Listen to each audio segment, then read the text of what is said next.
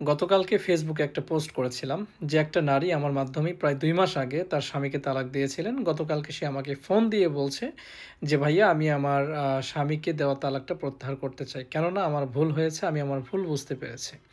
তো তখন আমি তাকে বললাম, "আচ্ছা ঠিক আছে, সমস্যা নেই। আপনি কবে আসবেন আমাকে জানাইন। তবে তার ৩০ দিন কিন্তু সময় রয়েছে।" সেটা আমি তাকে জানিয়েছি। তো একটা বিষয় হচ্ছে এইটা নিয়ে আমি একটা ফেসবুকে পোস্ট করেছিলাম। তো সেখানে আপনারা অনেকেই অনেক ধরনের মন্তব্য করেছেন। অনেকেই বলেছেন তালাক কার্যকর হয়ে গেছে।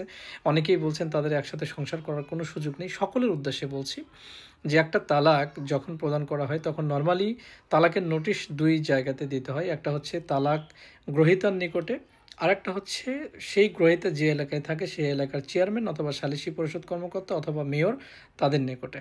তো যখন এই ২ টা জায়গায় নোটিশ আপনি পাঠাবেন, এই ২ টা জায়গায় নোটিশ পাঠানোর পরে নরমালি চেয়ারম্যান যে তারিখে নোটিশ রিসিভ করবে সেখান থেকে ৯০ দিন পর তালাক কার্যকর হবে। আমি আবারও বলছি ৯০ দিন পর তালাক কার্যকর হবে। সেখানে আপনি ধরে রাখেন, আপনি যদি ডিভোর্সের নোটিশ পাঠান সেখান থেকে ৯০ দিন ধরেন না। ৯০ দিন পর যদি তালাক কার্যকর হয় তাহলে আপনার এই ৯০ দিনটা কেন থাকে?